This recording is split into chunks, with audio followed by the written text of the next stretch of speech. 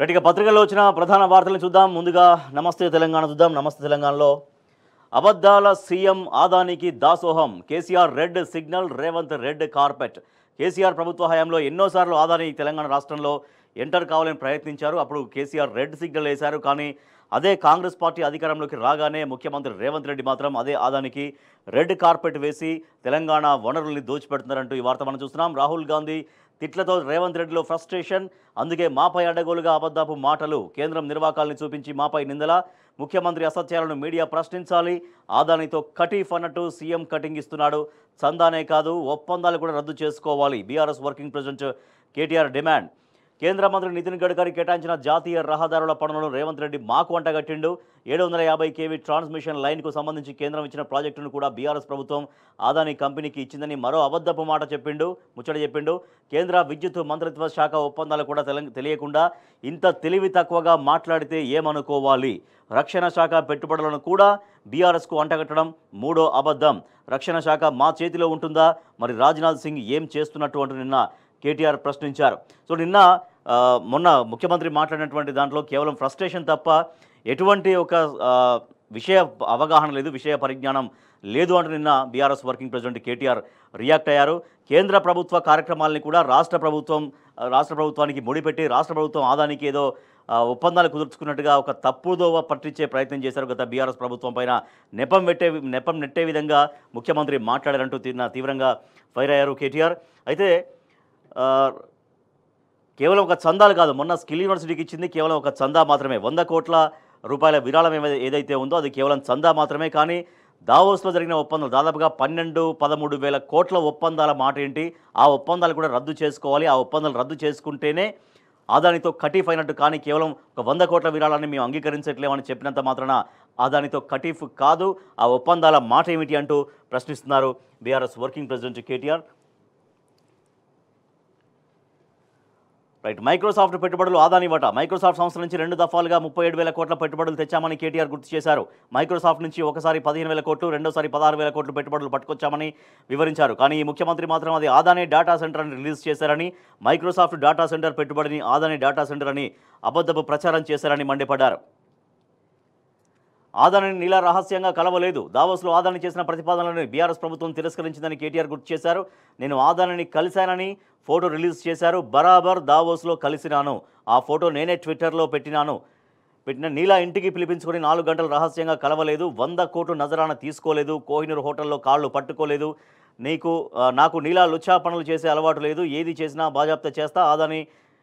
ఆదానిని మేము ఏ రోజు ఎంకరేజ్ చేయలేదు. ఆదాని తెలంగాణలో ఎంట్రీ లేదని బరాబర్ చెప్పినాం. మీలా 100 ఎకరాల భూముల్ని అప్పగించేందుకు 1000 కోట్ల పెట్టుబడుల ఒప్పందాల పేరుతో దోచిపెట్టే కుట్ర చేయలేదు. నీలా ఆయన కాళ్ళు ఒత్తుకుంటూ ఉండే అలవాటు నాది కాదు అంటూ కేటీఆర్ ధ్వజమెత్తారు ముఖ్యమంత్రి రేవంత్ రెడ్డిని ఉద్దేశించి. జాతీయ ప్రాజెక్టులు మేమిచ్చినమా? ఆదానికి ప్రధాని ఇచ్చిన ప్రాజెక్టులను రేవంత్ రెడ్డి బీఆర్ఎస్ ఖాతాలు వేసే కుట్ర చేశారని కేటీఆర్ ఆగ్రహం వ్యక్తం చేసినటువంటి వార్త చూడొచ్చు. ఇక దీక్షా దివస్కి సంబంధించినటువంటి వార్త కూడా చూద్దాం. నిన్న దీక్షా దివస్కి సంబంధించినటువంటి ఒక సన్నాహక సమావేశాలు అన్ని చోట్ల జరిగినాయి. తెలంగాణ భవన్లో కూడా నిన్న దీక్షా దివస్ జరిగినాయి. అజ్ఞానులు చెరపలేని ఆనవాళ్లు. కేసీఆర్ 29న దీక్షా దివస్ను రాష్ట్ర వ్యాప్తంగా ఘనంగా నిర్వహించేందుకు బీఆర్ఎస్ ఏర్పాట్లు చేస్తుంది. నిన్న అన్ని జిల్లాల్లో సన్నాహక సమావేశాలు నిర్వహించారు.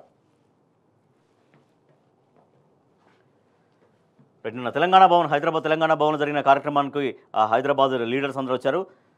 కేసీఆర్ మొక్క కాదు ఊడల మర్రి, ఆయన ఆనవాళ్లు చెరిపేయడం ఎవరి తరం కాదు. పిచ్చోడి చేతిలో రాయిల సీఎం రేవంత్ రెడ్డి పాలన, ఏడాదిలోనే సర్కార్పై వ్యతిరేకత, సమస్యలు చెప్పుకునేందుకు తెలంగాణ భవన్కు క్యూ కడుతున్నారు జనం. హైదరాబాద్ను ముక్కలు చేసేందుకు సీఎం కుట్ర. తెలంగాణ భవన్లో దీక్షా దివస్ సన్నాహక సమావేశంలో కేటీఆర్ అన్ని చోట్ల కూడా జరిగాయి. ఫోటోగ్రాఫ్స్ చూడొచ్చు.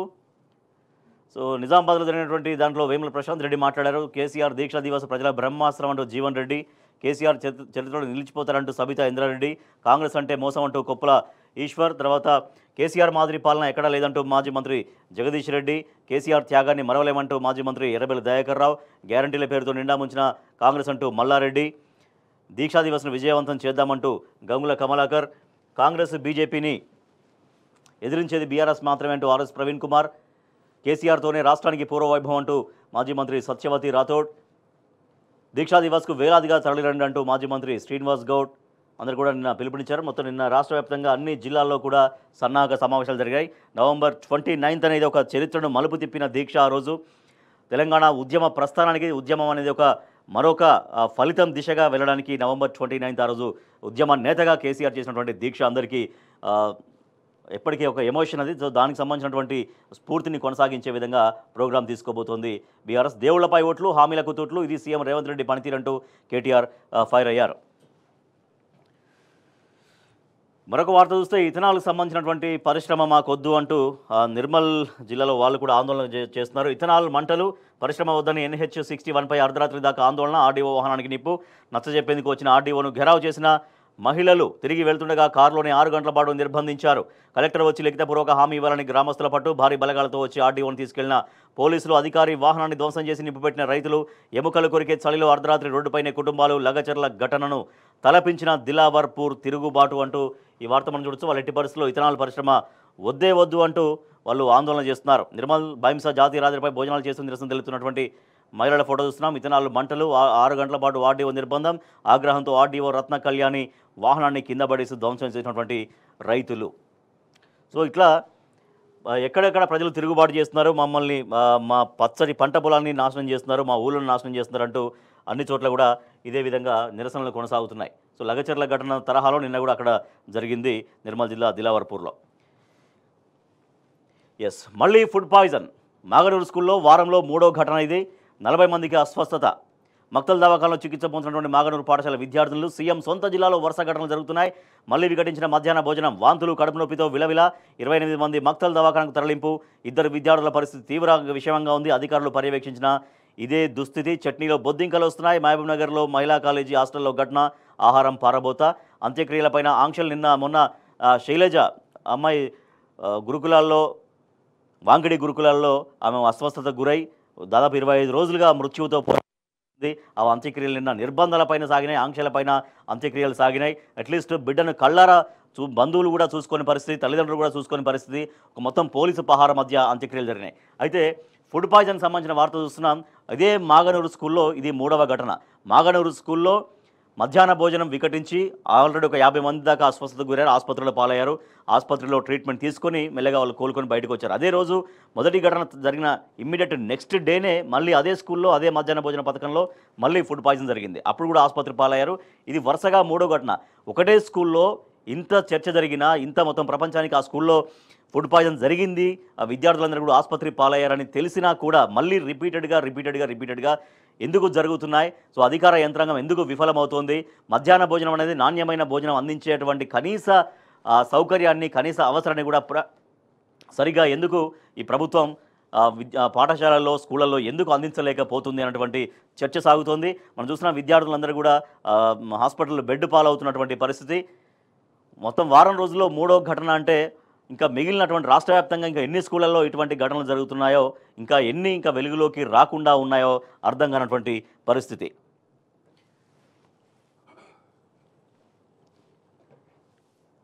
సో అంత్యక్రియలపైన ఆంక్షలు అనే శైలజ అంత్యక్రియలకు సంబంధించిన వార్త చూస్తున్నాం. శైలజ మృతదేహం వద్ద రోధిస్తున్న కుటుంబ సభ్యులు. శైలజ మృతికి నిరసనగా కెరీమేర్లో చేపట్టిన రాస్తారోకోలో మాట్లాడుతున్న మాజీ ఎంపీపీ మోతిరాం, ఇంతటి నిర్బంధం ఎప్పుడూ చూడలేదు. వాంకిడి నుంచి దాబా గ్రామం వరకు పోలీసులే. మృతురాలు శైలజ ఇంటి చుట్టూ ఎటు చూసిన వాళ్లే. బిడ్డను కళ్ళారా చూసుకోలేని పరిస్థితుల్లో తల్లిదండ్రులు. కడసారి చూపుకు బంధువులు సరిగ్గా రాలేని దుస్థితి. ఎక్స్గ్రేషియాపై స్పష్టమైన హామీ ఇవ్వలేదు ప్రభుత్వం. అవుట్సోర్సింగ్ ఉద్యోగం, ఇందిరమ్మ ఇల్లుతో సరిపెట్టినవైనా మాట్లాడుతున్న ఎమ్మెల్యే కోవా లక్ష్మి. శైలజ కుటుంబాన్ని ఆదుకోవాలంటూ రాస్తారోకో. ఇది సాంబారా పెసరపప్ప. జగిత్యాల జిల్లా రాయకల్ మండలం అలీపూర్లోని మహాత్మా జ్యోతిబాపులే గురుకుల పాఠశాలలో ఎమ్మెల్సీ జీవన్ రెడ్డి మంగళవారం సందర్శించారు. అక్కడ పప్ప సాంబారా అర్థం కాని పరిస్థితి. పసి ప్రాణాలు పోతున్నా చలనం లేదా అంటూ ఎమ్మెల్సీ కవిత రియాక్ట్ అయ్యారు. 10 రోజులకు పసి ప్రాణం పోతున్న సర్కారులో చలనం లేదంటూ ప్రజాపాలన అంటే ఇదేనంటూ ఎమ్మెల్సీ కవిత సర్కారును నిలదీశారు. విద్యార్థుల మరణాలు సర్కారు హత్యలే. హాస్టళ్ల దుస్థితిపై కనీస సమీక్ష పెట్టలేదు. ఈ అంశంపై సర్కారును చీల్చి చెండాడతాం. విద్యార్థులు ఆత్మహత్య చేసుకోవద్దు. ఆరోగ్యం బాలేకుంటే మమ్మల్ని కలవండి. ప్రైవేట్ హాస్పిటల్లో చికిత్స ఇప్పిస్తాం. BRS working president KTR. మళ్ళీ ఫుడ్ పాయిజన్ సంబంధించినటువంటి వార్త కంటిన్యూగా మనం చూడొచ్చు. వారం రోజుల్లోకి మళ్ళీ అదే ఘటన జరిగింది. ఒక వారంలో 3 రోజులుగా జరిగింది.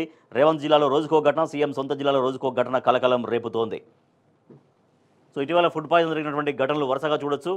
మాగనూరు స్కూల్లో ఇది ప్రభుత్వానిదే బాధ్యత అంటూ సింగిరెడ్డి నిరంజన్ రెడ్డి మాజీ మంత్రి రియాక్ట్ అయ్యారు. తల్లిదండ్రులకు కడుపు కోత ఎవరిది పాపం అంటూ బీఆర్ఎస్ నేత శ్రవణ్ అడుగుతున్నారు. మా సమస్యలు పట్టించుకోరా, బియ్యం నాణ్యత లేకుండా ఎలా వండుతాం? కరీంనగర్ డీఈతో మధ్యాహ్న భోజన నిర్వాహకులు వాగ్వాదం జరుగుతోంది. సో దీంట్లో ఇట్లా అంటే సీఎం సొంత జిల్లాలో అటు ఒక మాగనూరు ప్రభుత్వ స్కూల్లో ఆల్రెడీ అక్కడ స్కూల్లో ఘటన జరిగింది అంటే చాలా అప్రమత్తంగా ఉండాలి. మళ్ళీ అసలు ఆ ఘటన అనేది జరగకుండా చూసుకోవాలి. కానీ ఒకటే వారంలో ఒకటే స్కూల్లో 3 సార్లు ఒకే తరహా ఘటన జరగడం విద్యార్థులు ఆసుపత్రికి పాలు కావడం ఆందోళన కలిగిస్తుంది.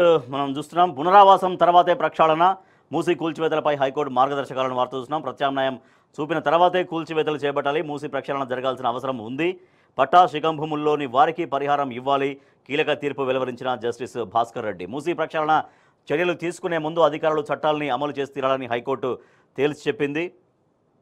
ప్రభుత్వం ఇష్టానుసారంగా చేయడానికి వీల్లేదని స్పష్టం చేసింది. మూసీ ఎఫ్టీఎల్ బఫర్ జోన్లో ఉన్న అక్రమ నిర్మాణాలను తొలగించే ముందు సుప్రీంకోర్టు జారీ చేసిన మార్గదర్శకాలను అమలు చేసి తీరాలని వెల్లడించింది. ఆ తర్వాతే అనధికార అక్రమ నిర్మాణదారుల్ని ఖాళీ చేయించడానికి చర్యలు చేపట్టాలని ఆదేశించింది. మూసీ ఒడ్డున ఉన్న ఇళ్ల కూల్చివేతలను సవాల్ చేస్తూ బాధితులు దాఖలు చేసిన 46 పిటిషన్లపై విచారణ జరిపిన జస్టిస్ సివి భాస్కర్ రెడ్డి ఇటీవల తీర్పు వెలువరించారు. మూసీ పునరుద్ధరణ జరగాల్సిన అవసరం ఉందని, అయితే దీన్ని పద్ధతి ప్రకారం చట్ట నిబంధనలకు అనుగుణంగా చేయాలని ప్రభుత్వానికి సూచించినటువంటి వార్త మనం చూడొచ్చు. లగచర్ల ఆగ్రహంలో అర్థం ఉంది. క్షేత్రస్థాయి పరిశీలనలో విస్తుగొలిపే విషయాలు వెలుగులోకి వచ్చాయి. ప్రాణాలు పోయినా భూములు ఇచ్చేది లేదని రైతులు చెబుతున్నారు. వాస్తవాలు సర్కారుకు నివేదించాలని కలెక్టర్ను ఆదేశించినాం. ఇంకా భయం గుప్పిట్లోని లగచర్ల వణుకుతున్న బాధితులు.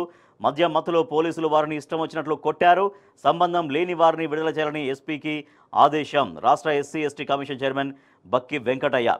లగచర్లపైన ఎస్సీ ఎస్టీ కమిషన్ తన ఎంక్వైరీని కొనసాగిస్తోంది. లగచర్లలో గిరిజనులపైన పోలీసులు అర్ధరాత్రి వేళ విచక్షణ రహితంగా దాడి చేశారన్నది వాస్తవం. కొంతమంది పోలీసులు మద్యం మత్తులో ఇళ్లలోకి చొరబడి మహిళలని కూడా చూడకుండా ఇష్టం వచ్చినట్లు కొట్టారని అక్కడి గిరిజన రైతులు మహిళలు తమతో చెప్పినట్టుగా ఆయన వెల్లడించారు. సో లగచర్ల ఘటన అనేది మొత్తం దేశవ్యాప్తంగా ఒక చర్చనీయాంశమైంది.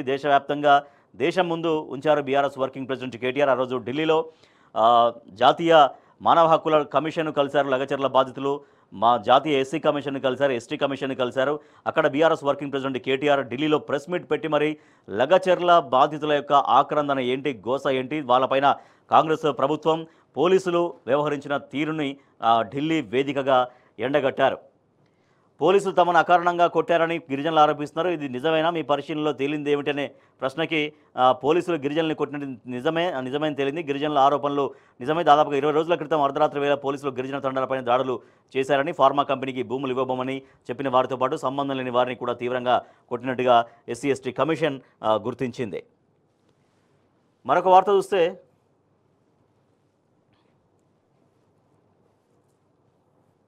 కోట కాటగలుస్తుందా? స్థానిక సంస్థల్లో బీసీ రిజర్వేషన్ల నిర్ధారణపైన గందరగోళం, అచేతనంగా డెడికేటెడ్ కమిషన్, సంబంధం లేకున్నా బీసీ కమిషన్ పర్యటనలో అంటూ వార్త చూస్తున్నాం. హైకోర్టు తీర్పునకు విరుద్ధంగా ప్రకటనలు, కమిషన్ల ప్రమేయం లేకుండా ప్లానింగ్ సర్వే జరుగుతుందని ఒక వార్త మనం చూడొచ్చు. కర్ణాటకలో మరో అవినీతి, 46,000 కోట్ల భారీ స్కామ్, రోడ్ల నిర్మాణం, మరమ్మతు పనులు అక్రమాలు, భాగమైన బీబీఎంపీ అధికారులు, ప్రజాప్రతినిధులు. యాంటీ కరప్షన్ ఫోరం అధ్యక్షుడు ఎన్ఆర్ రమేష్ సంచలన ఆరోపణలు, ఈడీ అధికారులకు ఫిర్యాదు, పీఎంఎల్ఏ చట్టం కింద కేసు దర్యాప్తునకు డిమాండ్. అది మొత్తం కర్ణాటక ప్రభుత్వం మొత్తం స్కామ్ల మయంగా మారుతున్నట్టుగా ఈ వార్త చూస్తుంటే అర్థమవుతుంది. దీనికి సంబంధించినటువంటి వార్త లోపల పేజీల్లో చూద్దాం ఒకసారి. కర్ణాటకలో 46,300 కోట్ల స్కామ్ జరిగింది. దేశ చరిత్రలోని అతిపెద్ద మున్సిపల్ స్కామ్గా దీన్ని వర్ణిస్తున్నారు. మరోపక్క గ్యారంటీలు రద్దు చేయండి, అనవసరమైన హామీలతో రాష్ట్ర ఖజానా ఖాళీ, హామీల వల్ల పేదలకు ఇండ్లు ఇవ్వలేకపోతున్నాం, కనీసం 2-3 గ్యారంటీలైనా నిలిపివేయాల్సిందే. కర్ణాటక సీఎం సిద్ధరామయ్యకు సొంత పార్టీ ఎమ్మెల్యే గవియప్ప విజ్ఞప్తి. డీకే శివకుమార్ మండిపడ్డారు. ఈ విజ్ఞప్తి పైన బహిరంగంగా చెప్పడం ఏంటని షోకాజ్ నోటీసులు ఇచ్చారు అక్కడ ఎమ్మెల్యేకి. అది కర్ణాటకలో గ్యారంటీల పేరుతో అధికారంలోకి వచ్చింది, కానీ ఆ గ్యారంటీలు అమలు చేయలేకపోతున్నాం కాబట్టి 2-3 గ్యారంటీలు తొలగిస్తే బాగుంటుందనేది కర్ణాటక ప్రభుత్వంలో ఆ ఎమ్మెల్యే ప్రభుత్వానికి సూచిస్తున్నటువంటి మాట.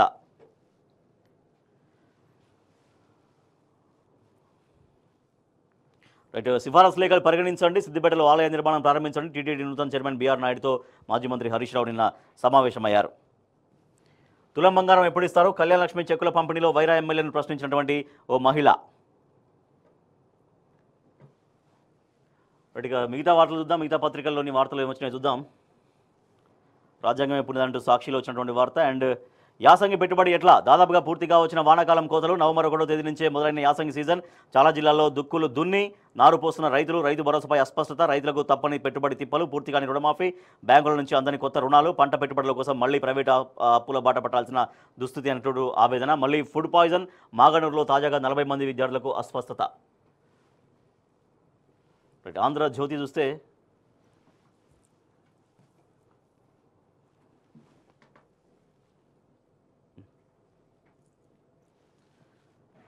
మధ్యాహ్న భోజనంలో ఫుడ్ సేఫ్టీ ఎక్కడ? మాగనూరు బడిలో మళ్ళీ 28 మంది పిల్లలకు అస్వస్థత. మధ్యాహ్న భోజనం తిన్నాక వాంతులు, కడుపు నొప్పి, ఆసుపత్రులకు విద్యార్థులంటూ ఆంధ్రజ్యోతిలో వచ్చినటువంటి వార్త ఇది. హాస్టళ్లలో మిథ్యగా మారిన ఆహార భద్రత, నాసిరకం పదార్థాలు, పాడైన కూరగాయలు, అపరిశుభ్ర వాతావరణంలో వంటలు చేస్తున్నారు. హాస్టళ్లు, రెస్టారెంట్లపైన ఇప్పటికే 556 కేసులైనట్టుగా ఈ వార్త కూడా మనం చూడొచ్చు. మొత్తం మధ్యాహ్న భోజనంలో ఫుడ్ సేఫ్టీ లేదనేది ఆంధ్రజ్యోతి పత్రికలో వచ్చినటువంటి వార్త. Telangana today, Revanth government trampling free speech says BRS. KTR slams Congress for violating constitutional values in state అనే ఒక వార్త చూస్తే 30 fall ill again at Maganur ZPHS అంటూ ఫుడ్ పాయిజన్ సంబంధించిన వార్త చూస్తున్నాం. రైట్, ఇది దినపత్రికలో వచ్చినటువంటి ప్రధాన వార్తలు. వీటికి సంబంధించి వార్తలు వాస్తవాల్లో చర్చ ప్రారంభం.